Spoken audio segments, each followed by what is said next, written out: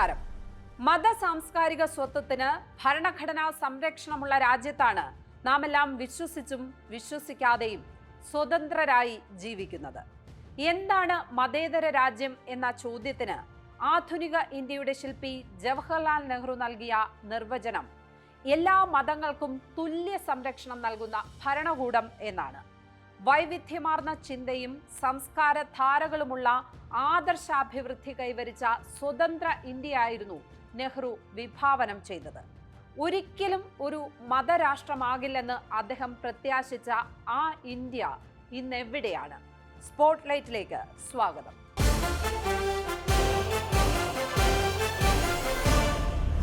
നിങ്ങൾ മുസ്ലിം മതസ്ഥരാണ്, ഞാനൊരു ഹിന്ദു.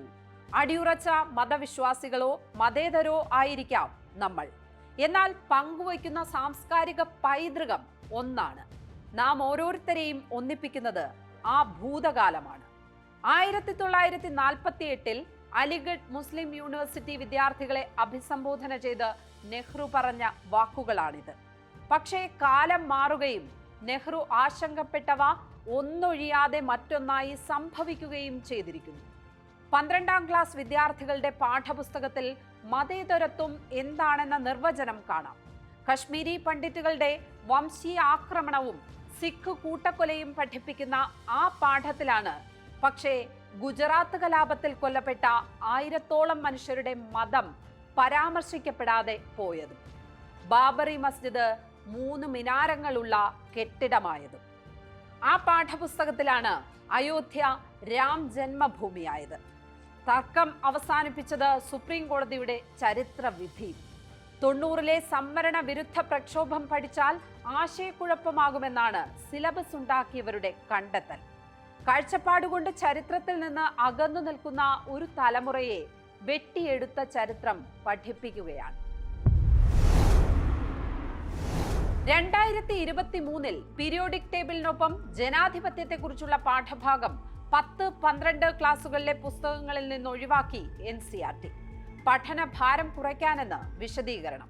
2017 ഗുജറാത്ത് മുസ്ലിം വിരുദ്ധ കലാപം ഗുജറാത്ത് കലാപം എന്ന തലക്കെട്ടിലേക്ക് ചുരുങ്ങി. മുഗൾ ചരിത്രം പുസ്തകത്തിന് പുറത്തായി. ഇന്ത്യ ഹിന്ദു രാഷ്ട്രമാകണമെന്ന് ആഗ്രഹിച്ചവർ മുസ്ലിം പ്രീണകനെന്ന് ഗാന്ധിജിയെ മുദ്രകുത്തിയതും ഹിന്ദു മുസ്ലിം ഐക്യാഹ്വാനം ഗാന്ധി വധത്തിലേക്ക് നയിച്ചെന്നുമുള്ള പരാമർശങ്ങളും ഒഴിവാക്കപ്പെട്ടത് 2023. ഒപ്പം RSSനെ നിരോധിച്ച ചരിത്രവും എടുത്തുമാറ്റി. അങ്ങനെ പലതും ഒഴിവായി. ഇന്ത്യൻ പൊളിറ്റിക്കൽ ഹിസ്റ്ററി, സാംസ്കാരിക വൈവിധ്യം, രാഷ്ട്രീയ സാമൂഹ്യ മുന്നേറ്റങ്ങൾ, വ്യവസായ വിപ്ലവം, കോൾഡ് വാർ, ഭൂപടങ്ങൾ, പരിണാമ സിദ്ധാന്തം, അങ്ങനെ പലതും. 15, 16, 17 വയസ്സുള്ള കുട്ടികൾ പഠിച്ച് സമയം കളയേണ്ട എന്ന് NCERT തീരുമാനിച്ച വിഷയങ്ങൾ ഏറെ. 2014 നരേന്ദ്രമോദി ഗുജറാത്ത് മുഖ്യമന്ത്രിയായിരിക്കെ അവിടുത്തെ 9ാം ക്ലാസ്സുകാർ പഠിച്ചത് ഹിന്ദുമതം ന്യൂനപക്ഷമാണെന്നാണ്. പാഠപുസ്തകങ്ങളിലൂടെയല്ല, സ്കൂളുകളിലെ വേദ പഠനത്തിന്റെ ഭാഗമായി ചേർത്ത പുസ്തകങ്ങളിൽ നിന്ന് അവരത് പഠിച്ചു. പ്രാഥമിക വിദ്യാഭ്യാസ സ്ഥാപനങ്ങളിൽ വിതരണം ചെയ്ത ഈ സൗജന്യ പുസ്തകങ്ങൾ സാഹിത്യകൃതികളായി ആദ്യമെത്തി. പിന്നാലെ ശാസ്ത്ര, ചരിത്ര, ഗണിതശാസ്ത്ര പുസ്തകങ്ങളിലെല്ലാം പുരാണം കടന്നുകൂടി. ആദ്യ വിമാനം ദ്വാപര യുഗത്തിലാണ് ഉണ്ടായത് എന്നുവരെ പഠിച്ചു. 12 വയസ്സുവരെ പ്രായമുള്ള കുട്ടികൾ.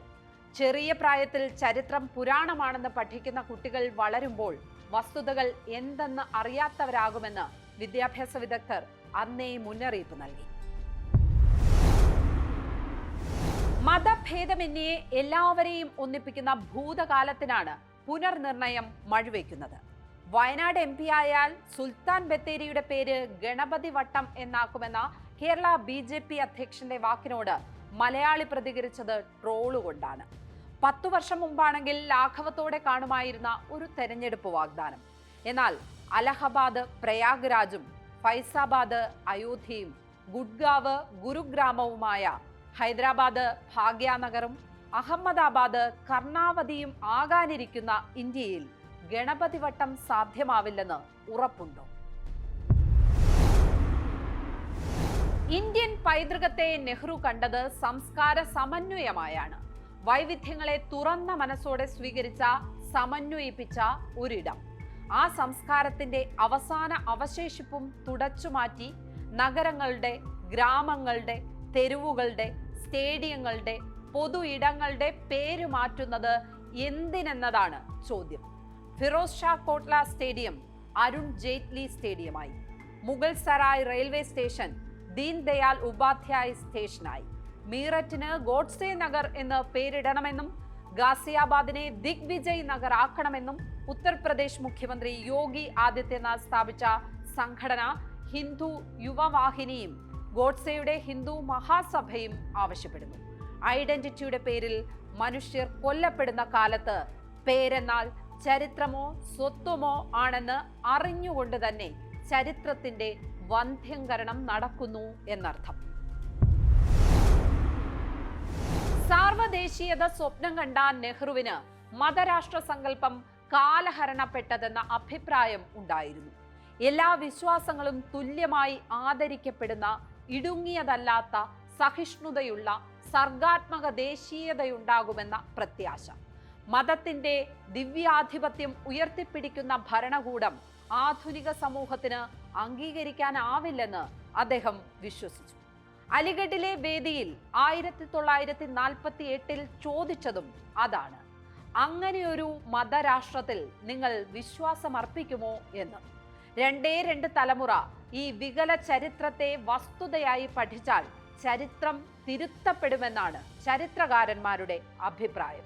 വെട്ടിച്ചുരുക്കിയോ തിരുത്തി എഴുതിയോ സ്ഥലനാമം മാറ്റിയോ ചരിത്രത്തെ മായ്ച്ചു കളയാനാകുമെന്ന് ഒരു ഭരണകൂടം വിശ്വസിക്കുന്നു. നടപ്പാക്കി പലതും. അതിനെതിരായ ചെറുത്തുനിൽപ്പ് ഇനിയെങ്കിലും ശക്തിപ്പെടുമെന്ന് തന്നെ ആശിക്കാം. ഈ ലോകത്തിന് മുന്നോട്ടു പോയേ പറ്റൂ. സ്പോട്ട്ലൈറ്റ് നാളെ മറ്റൊരു വിഷയവുമായി. നമസ്കാരം.